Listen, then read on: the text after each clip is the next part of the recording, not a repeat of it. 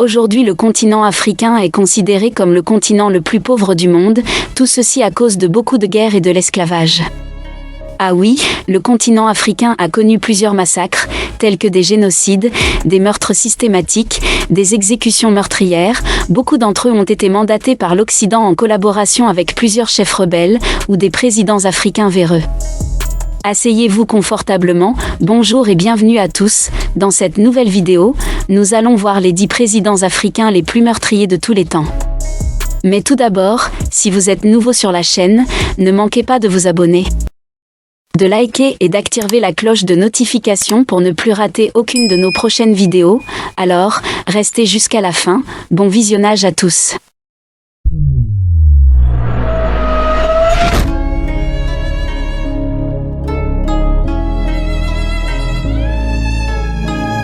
Numéro 1. Mengistu, El Mariam. Éthiopie. 400 1,5 millions de décès. En tant que président de l'Éthiopie et colonel du Derg, milice communiste, Mengistu avait systématiquement tué tous ceux qui étaient contre lui. Mengistu El Mariam, né le 21 mai 1937 à Woleta en Éthiopie, est un officier éthiopien, lieutenant-colonel, chef de l'État de 1977 à 1991, qualifié de dictateur sanguinaire. Il est à la tête du Derg à partir de juillet 1974. Cette junte militaire prend le pouvoir durant la révolution éthiopienne de 1974 et abolit le système féodal. Elle conserve le pouvoir en réprimant ses oppositions. Après l'instauration d'une démocratie populaire, Mengistu devient chef de l'État. Après la défaite de l'armée éthiopienne devant le Front démocratique révolutionnaire du peuple éthiopien en mai 1991, Mengistu se réfugie au Zimbabwe, sous la protection de Robert Mugabe. Il est condamné pour génocide, par contumace à la réclusion à perpétuité, puis, en appel, à mort le 26 mai 2008. Numéro 2. Yakubu Gowon. Nigeria. 1,1 million de décès. Le général Yakubu Gowon, né le 19 octobre 1934, est un homme d'État nigérian. Il a été chef d'État du Nigeria entre 1966 et 1975. Il obtint le pouvoir par un coup d'État en 1966, mais fut destitué par celui de Murtala Mohamed 9 ans plus tard. Cette période fut marquée par la guerre du Biafra, qui tua plus de 100 000 soldats et plus d'1 million de civils. Numéro 3. Idi Amin. Ouganda. 250 000 à 300 000 décès. Le troisième président de l'Ouganda est responsable d'environ 250 000 décès qui ont été le résultat de son régime de terreur marqué par la torture, les exécutions extrajudiciaires, la corruption et la persécution ethnique. Il détenait le pouvoir de 1972 à 1979. Il a trouvé refuge en Libye, puis en Arabie Saoudite où il mourut en 2003. Numéro 4. Sani Abacha. Nigeria. 100 000 à 200 000 décès. Sani Abacha, né le 20 septembre 1943 à Kano et mort le 8 juin 1998 à Abuja, est un général et homme d'État nigérian. Il a été à la tête de la dictature militaire de son pays de 1993 à 1998. En novembre 1993, Abacha se proclame chef de l'État, supprime toutes les institutions démocratiques et remplace de nombreux fonctionnaires civils par des chefs militaires.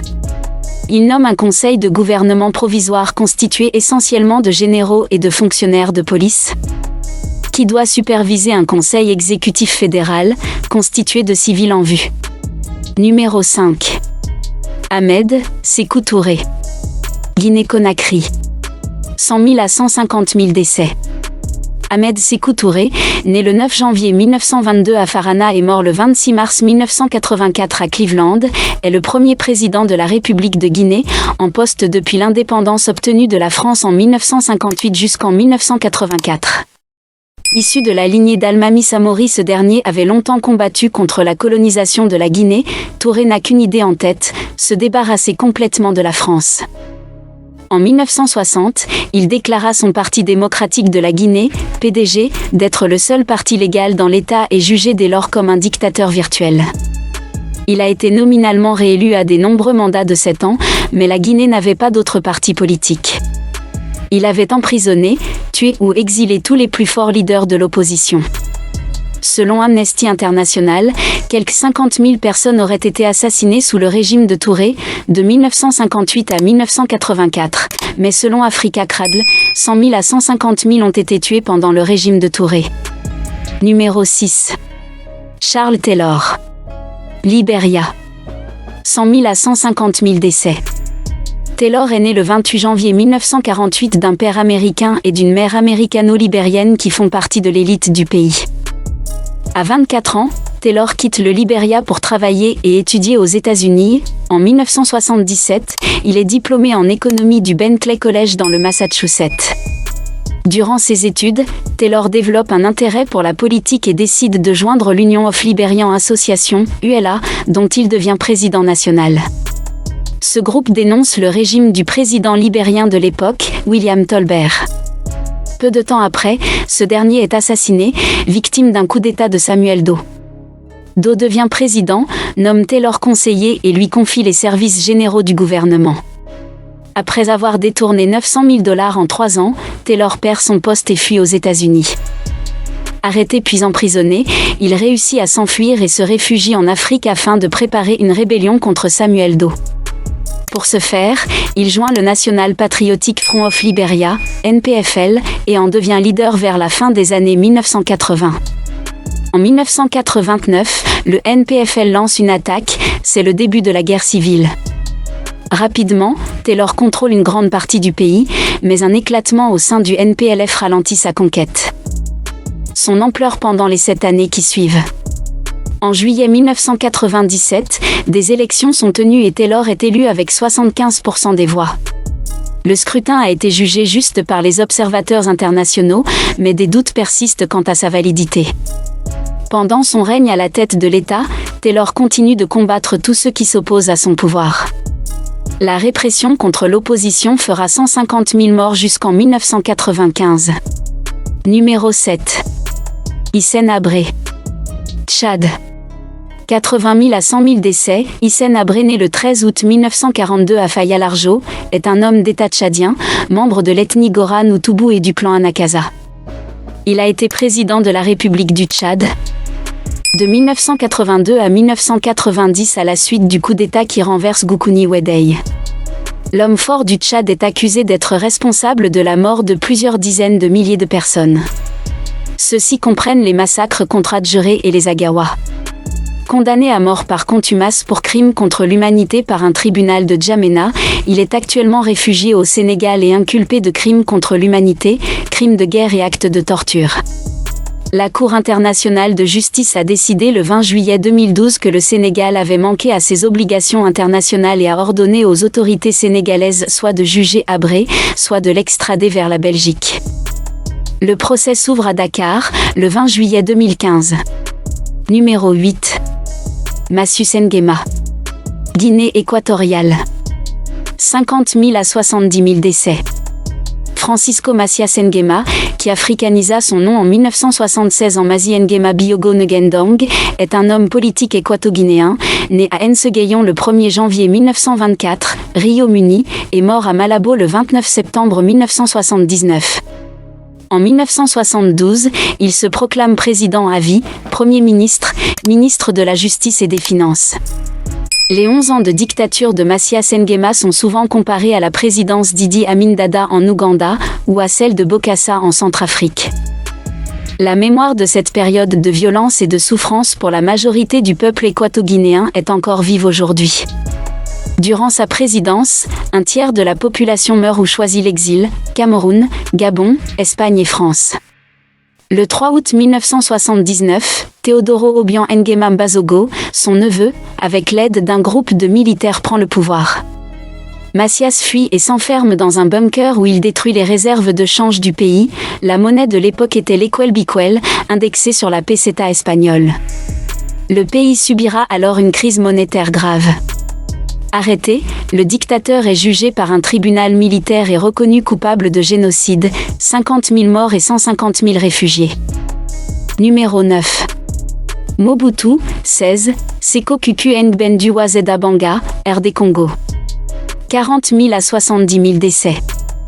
Mobutu Sese Seko Kuku Ngbendu Wazeda Banga, né Joseph Désiré Mobutu, né vers le 14 octobre 1930 à Lisala au Congo belge, décédé d'un cancer le 7 septembre 1997 à Rabat au Maroc, est un homme politique, militaire et dictateur qui préside la Deuxième République démocratique du Congo de 1965 à 1971 puis exerce un régime autocratique au cours duquel le pays est rebaptisé Zaïre, 1971 à 1997.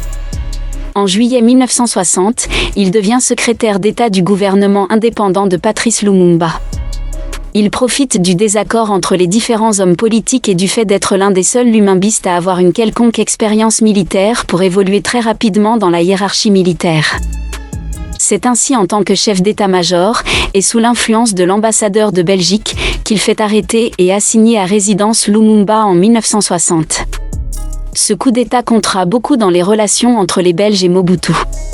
Il met en place un gouvernement temporaire, le Collège des commissaires généraux. Mobutu accuse ensuite Lumumba devant les caméras de sympathie pro-communiste pour s'attirer le soutien des États-Unis. Lumumba tente de s'enfuir à Stanleyville, mais est rattrapé en chemin par les soldats. Mobutu le fait mettre en prison, où il est maltraité et torturé.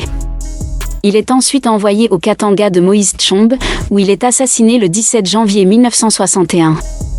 Le 2 juin 1966, la population a pu mesurer toute la détermination de Mobutu qui fit pendre sur la place publique 4 anciens ministres accusés à tort de complot, Alexandre Mamba, Jérôme Anani, Emmanuel Bamba ainsi que l'ancien Premier ministre Évariste Kimba. Ce jour-là, la population a cessé d'acclamer Mobutu, tout le monde a eu peur. Son deuxième coup d'État n'était passé que de 6 mois. En 1969, il fait écraser une révolte estudiantine. Les cadavres des étudiants abattus sont jetés dans des fosses communes et 12 étudiants sont condamnés à mort. L'université est fermée pendant 1 an et ses 2000 étudiants enrôlés dans l'armée où, selon la télévision nationale, ils apprennent à obéir et à fermer leur gueule. Il instaure un régime autoritaire à parti unique, le mouvement populaire de la Révolution, et en devient le maréchal-président en 1982. Il mène une guerre sans merci et tue ses opposants. D'où son nouveau nom Mobutu Sese Seko Kuku Ngbendu Wazeda Banga, qui signifie Mobutu le guerrier qui va de victoire en victoire sans que personne ne puisse l'arrêter. Numéro 10. Paul Biya du Cameroun. Paul Biya est né le 13 février 1933 à Mvomkaa, Cameroun, sous le nom de Paul Barthélemy Biya Abimvondo. Il est le second président de la République du Cameroun et est en fonction depuis le 6 novembre 1982. Il a été associé à de nombreux enlèvements, de la corruption et de meurtres de personnes qui lui opposent. Le président Paul Biya est dans cette liste parce qu'il y a plusieurs conflits dont il pouvait gérer rapidement au Cameroun, par la voie du dialogue, ces conflits qui ont fait plusieurs milliers de décès, 20 000 à 30 000 décès. Nous pouvons citer en outre les conflits du Nord-Ouest et Sud-Ouest, communément appelés crise du Nozo avec les séparatistes ambazoniens, et la guerre avec Boko Haram, dans le Grand Nord du Cameroun, qui sème la terreur. Nous sommes arrivés au terme de cette vidéo, ne manquez pas de nous signifier en commentaire ce que vous en pensez du top 10 des présidents africains les plus meurtriers de tous les temps, et n'oubliez pas de vous abonner à la chaîne, de liker, de partager la vidéo aux proches et amis et d'activer la cloche de notification pour ne pas manquer nos prochaines vidéos. Sur ce, à bientôt pour une nouvelle vidéo.